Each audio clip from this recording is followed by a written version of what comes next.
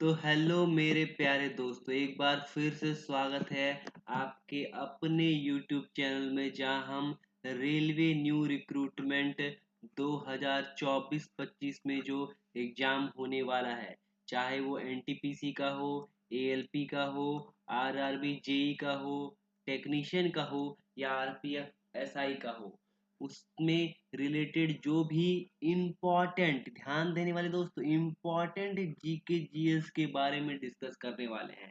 और इसी सीरीज में आज का हमारा ये जो क्लास है वो 22वां क्लास है। इससे पहले हम लोगों ने टोटल 21 क्लास में बहुत सारे इम्पोर्टेंट क्वेश्चन आंसर के बारे में डिस्कस कर चुके हैं। तो जो लोग दोस्त हमारे चैनल पे नए हैं, उन्हें बता दें कि हमारा ये जो चैनल है आपके लिए बहुत मददगार साबित कर हो सकता है। तो आप सब्सक्राइब करना ना भूलें, साथ ही बेल आइकन को दबा दें ताकि आपको लेटेस्ट अपडेट मिलता रहे। तो आइए शुरू करते हैं बिना किसी देरी के। आज के क्लास का हमारा पहला सवाल है, भारत का कौन सा राज्य कच्चे रेशम का सर्वाधिक उत्पादन करता है? क्या पूछा गया है? कौन सा राज्य जो है कच्चे रेशम का सर्वाधिक उत्पादन करता है? सही आंसर है कर्नाटक। कर्नाटक जो है कच्चे रेशम का सर्वाधिक उत्पादन करता है। जो ये कुल सहतूत रेशम है, उसका क्या है, सहतूत जो रेशम है उसका टोटल 45% जो उत्पादन है पूरे देश में, वो कहाँ पे होता है? कर्नाटक में होता है। इसके अलावा कहाँ कहाँ होता है? इसके अलावा आंध्र प्रदेश में होता है, असम में भी होता है। इसके अलावा क्या, आंध्र प्रदेश और असम भी क्या है, कच्चे रेशम के प्रमुख उत्पादक राज्य है।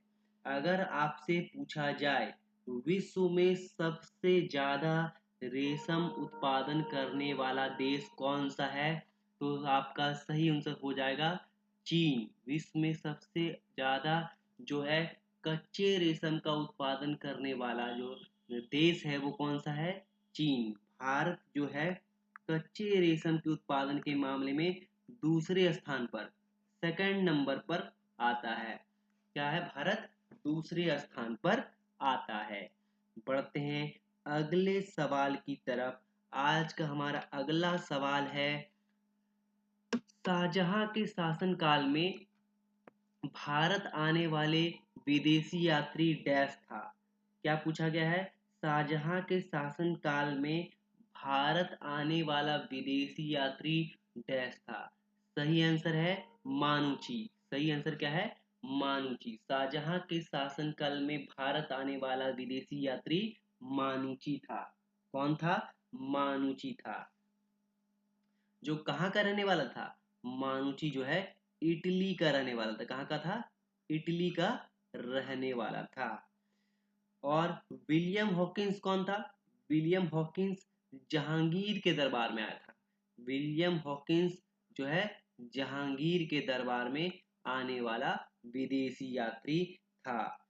इसके अलावा जो इबन बतूता था, इन बतूता भी जिसको बोलते हैं, इन बतूता जो है मोहम्मद बिन तुगलक के शासन के समय आया था। जिस समय मोहम्मद जिस समय क्या था, मोहम्मद बिन तुगलक का शासन था, मोहम्मद बिन तुगलक का शासन था, उस समय क्या था, इन बतूता भारत आया था। आपसे पूछा जाएगा इन बतूता किसके शासनकाल के दौरान भारत आया था, तो मोहम्मद बिन तुगलक। विलियम हॉकिंस किसके शासनकाल में आया था, तो जहांगीर के शासनकाल में। विलियम हॉकिंस जो है जहांगीर के शासनकाल में।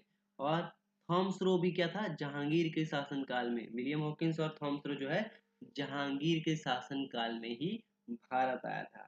अगर आपसे क्वेश्चन में ये पूछ दिया जाए कि भारत आने वाला पहला विदेशी यात्री, भारत आने वाला पहला विदेशी यात्री कौन था, भारत आने वाला पहला विदेशी यात्री कौन था, तो सही आंसर हो जाएगा सेल्यूकस निकोटर।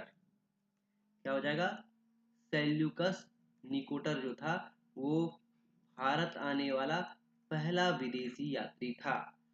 तो जो लोग दोस्त नए हैं वो चैनल को सब्सक्राइब करना ना भूलें। बढ़ते हैं अगले सवाल की तरफ। आज का हमारा अगला सवाल है, किस भारतीय राज्य को पूर्ण डिजिटल राज्य घोषित किया गया? तो क्या पूछा गया है, वो कौन सा राज्य है जिसे पूर्ण डिजिटल राज्य घोषित किया गया है? सही आंसर है केरल। केरल को जो है पूर्ण डिजिटल राज्य घोषित किया गया। कब? 2016 में। उस समय के जो तत्कालीन राष्ट्रपति प्रणब मुखर्जी थे, उस समय के जो तत्कालीन राष्ट्रपति उस समय के जो राष्ट्रपति थे प्रणब मुखर्जी, वर्तमान राष्ट्रपति द्रौपदी मुर्मू, जो क्या है, दूसरी महिला राष्ट्रपति हैं भारत की। पहली महिला राष्ट्रपति प्रतिभा देवी सिंह पाटिल। तो हम लोग कहाँ पे थे?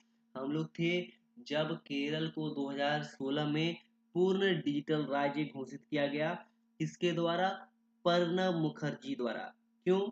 क्योंकि केरल ने जो है राष्ट्रीय ऑप्टिकल फाइबर नेटवर्क परियोजना जो था, उसके तहत सभी गांवों को ब्रॉडबैंड कनेक्टिविटी से जोड़ा था। कौन सी योजना? राष्ट्रीय फाइबर राष्ट्रीय ऑप्टिकल फाइबर जो है, राष्ट्रीय ऑप्टिकल फाइबर, यहाँ पे क्या है, ऑप्टिकल फाइबर, राष्ट्रीय ऑप्टिकल फाइबर की जो योजना थी, ऑप्टिकल फाइबर नेटवर्क परियोजना।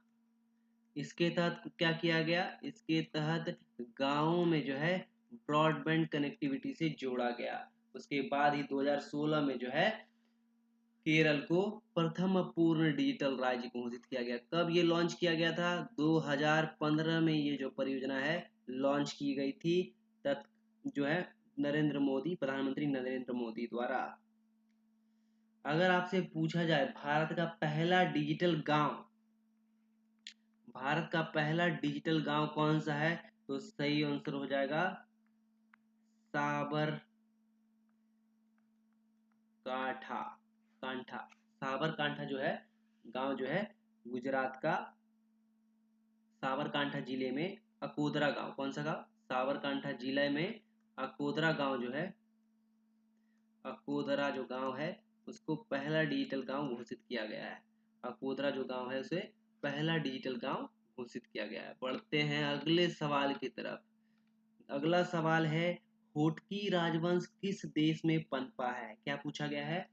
होटकी राजवंश जो है किस देश में पनपा है? सही आंसर हो जाएगा अफगानिस्तान। अफगानिस्तान में जो है होटकी राजवंश जो है पनपा है। इसकी स्थापना कौन किया था? इसकी स्थापना मीर वाइस मीर वाइस होटक मीर वाइस होटक ने किया था। कब किया था इस वंश की स्थापना? 1709 ईस्वी में। 1709 ईस्वी में जो है मीर वाइस होटक ने अफगानिस्तान में होटकी वंश की जो है स्थापना की थी। और ये क्या है, वर्तमान में जो है कांधार के पास जो है कुछ हिस्सों में अपना शासन चलाते हैं। बढ़ते हैं अगले क्वेश्चन की तरफ। जो लोग दोस्त हमारे चैनल पर नए हैं वो सब्सक्राइब करना ना भूले दोस्तों। आपका प्यार और सपोर्ट हमारे चैनल के लिए बहुत ही इम्पोर्टेंट है। तो आइए बढ़ते हैं अगले सवाल की तरफ। अगला सवाल है, निम्नलिखित में से कौन सा नाइट्रोजन फिक्सिंग बैक्टीरिया है? तो वो कौन सी बैक्टीरिया है जो नाइट्रोजन फिक्सिंग बैक्टीरिया है? सही आंसर है राइजोबियम। राइजोबियम क्या है? नाइट्रोजन फिक्सिंग बैक्टीरिया है। और ये क्या करता है? फलीदार पौधों की जड़ों में स्थापित होकर नाइट्रोजन को स्थिर करता है। फलीदार पौधे यानी फलीदार फलीदार पौधों के जड़ों में जो है फलीदार पौधों के जड़ों में जो है नाइट्रोजन को स्थिर करता है। जैसे क्या है, मटर, उसके बाद चना, उसके बाद अरहर। इस तरह के जो फलीदार पौधे हैं उनकी जड़ों में रहता है और उससे क्या करता है, नाइट्रोजन का संश्लेषण करके नाइट्रोजन को स्थिर करता है। अब साल्मोनेला क्या है? साल्मोनेला एक प्रकार का बैक्टीरिया है। ये क्या है? बैक्टीरिया है। साल्मोनेला क्या है? एक प्रकार का बैक्टीरिया है जो क्या है, को बीमार बनाता है। क्या करता है? लोगों को बीमार बनाता है। इसके अलावा राइजोबियम तो फलीदार पौधों में पाया जाता है, जो नाइट्रोजन को स्थिर करता है। बढ़ते हैं अगले सवाल की तरफ। अगला सवाल है, संविधान के अनुसार जीवन और व्यक्तिगत स्वतंत्रता की सुरक्षा किस अनुच्छेद के तहत दिया गया है? तो सही आंसर हो जाएगा जीवन और व्यक्तिगत स्वतंत्रता अनुच्छेद 21 में आता है। किसमें आता है?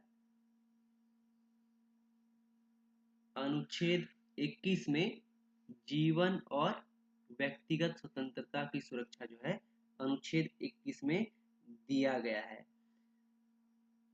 अनुच्छेद 20 में क्या है? अनुच्छेद 20 में ये बताया गया है कि किसी भी व्यक्ति को जो है आपराधिक जो है संरक्षा प्रदान की गई है। इसके तहत किसी भी व्यक्ति को एक ही अपराध के लिए एक बार से अधिक सजा नहीं दिया जा सकता। और साथ ही साथ ये भी बताया गया है अनुच्छेद 20 में कि कोई भी व्यक्ति को अपने ही खिलाफ गवाही देने के लिए मजबूर नहीं किया जा सकता। इसके बाद बात करें अनुच्छेद 22 का। अनुच्छेद 22 क्या बोलता है? अनुच्छेद 22 की जो है गिरफ्तारी के बाद जो किसी भी व्यक्ति को उसे गिरफ्तार करने की वजह बताना पड़ेगा। साथ ही साथ उसे क्या है, अपने पसंदीदा वकील और बचाव करने का अधिकार होता है। साथ ही साथ उसे क्या है, 24 घंटे के अंदर जो है मजिस्ट्रेट के सामने पेश किया जाना होता है। इसके बाद बात करें अनुच्छेद 23 की। अनुच्छेद 23 भी इम्पोर्टेंट है, पूछा जाता है, बहुत इम्पोर्टेंट है।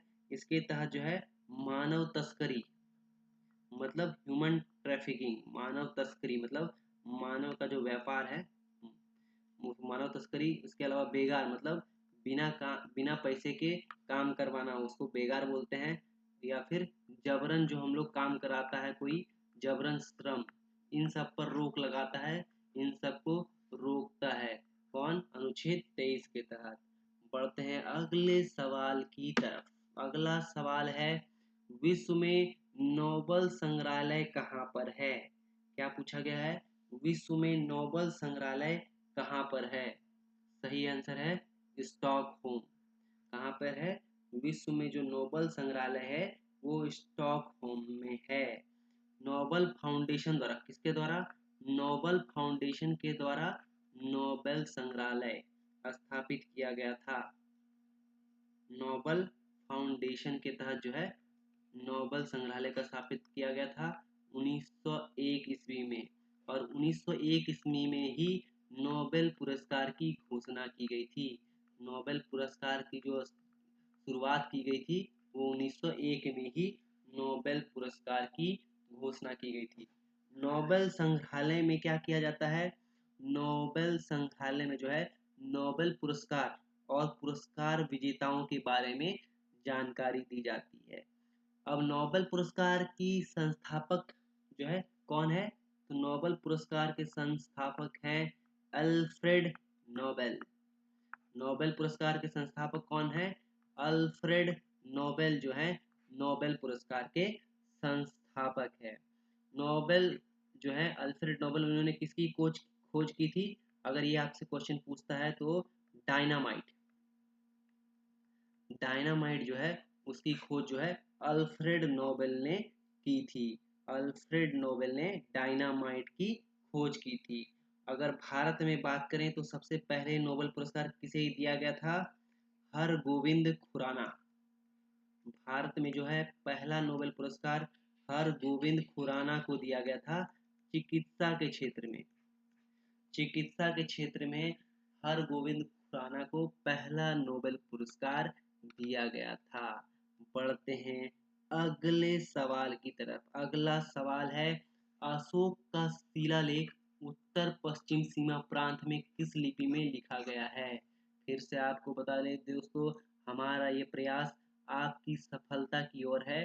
तो जो लोग दोस्त हमारे चैनल पर नए हैं, आप हमें सपोर्ट कर सकते हैं, हमें सब्सक्राइब कर सकते हैं, ताकि आपको इम्पोर्टेंट क्लास बिल्कुल मुफ्त मिल सके और हम आपकी बेहतर मदद कर पाए। तो क्या पूछा गया क्वेश्चन में? अशोक का शिलालेख उत्तर पश्चिम सीमा प्रांत, किधर, उत्तर पश्चिम सीमा प्रांत में किस लिपि में लिखा गया है? सही आंसर है खरोष्टी लिपि में। खरोष्टी लिपि में जो है अशोक की जो शिलालेख है किस दिशा में, उत्तर पश्चिम सीमा में जो है पूछा गया है। वैसे तो अशोक के शिलालेख जो है 3 भाषाओं का इस्तेमाल किया गया है। अशोक की शिलालेख में 3 भाषाओं का उपयोग किया गया है। कौन कौन सी? प्राकृत, प्राकृत, अरामी और ग्रीक। जिसमें से जो प्राकृत है वो क्या है? खरोष्टी लिपि में लिखा जाता है। खरोष्टी लिपि जो है वो प्राकृत में लिखा जाता है। प्राकृत भाषा हो गया और खरोष्टी लिपि हो गया। प्राकृत क्या है? भाषा है और खरोष्टी क्या है? लिपि है। तो मैक्सिमम जो अशोक का शिलालेख था उसमें क्या है? प्राकृत भाषा यानी खरोष्टी लिपि में लिखा गया है और उत्तर पश्चिम सीमा में जो लिखा गया था वो प्राकृत भाषा यानी खरोष्टी लिपि में लिखा गया है। बढ़ते हैं अगले सवाल की तरफ। अगला सवाल है, यहाँ पे 2024, यहाँ पे क्या होगा? 2024 में जो दीनानाथ मंगेशकर पुरस्कार है किसको मिला है? 2024 में जो है दीनानाथ मंगेशकर पुरस्कार जो है किसे मिला है? सही आंसर है अमिताभ बच्चन। अमिताभ बच्चन को जो है 2024 का जो है दीनानाथ मंगेशकर पुरस्कार मिला है। 2023 में किसे मिला था? 2023 में मिला था आशा भोसले को। किसे मिला था? आशा भोसले को जो है 2023 का दीनानाथ मंगेशकर जो है पुरस्कार मिला था। और 2022 में किसे मिला है? 2022 में मिला है नरेंद्र मोदी को। नरेंद्र मोदी को 2022 का मिला है। बढ़ते हैं अगले सवाल की तरफ। अगला सवाल है, सेंटीग्रेड तापमान मापने की एक इकाई है जिसका नाम किसके नाम पर रखा गया है? तो सेंटीग्रेड क्या है? तापमान मापने की एक इकाई है जो किसके नाम पे रखा गया है? वो नाम रखा गया है एंडर्स सेल्सियस। एंडर्स जो है सेल्सियस, उनके नाम पर जो है सेंटीग्रेड तापमान जो एक इकाई है उनके नाम पर रखा गया है। इसके अलावा जो बात करें तो केल्विन भी क्या है? तापमान पैमाने का ब्रिटिश इकाई है। क्या है? ब्रिटिश भौतिक में लॉर्ड केल्विन के नाम पर, किनके नाम पर? लॉर्ड केल्विन के नाम पर केल्विन का जो है इकाई का नाम रखा गया है। और केल्विन तापमान का ऐसा ही मात्रक है। केल्विन जो है तापमान का जो ऐसा ही मात्रक जो क्या है? ऐसा ही मात्रक क्या है? केल्विन है। तापमान का ऐसा ही मात्रक क्या है दोस्तों? केल्विन है। तो इसी के साथ यहीं पर समाप्त होता है आज का हमारा क्लास। मिलते हैं नेक्स्ट वीडियो में, तब तक के लिए धन्यवाद।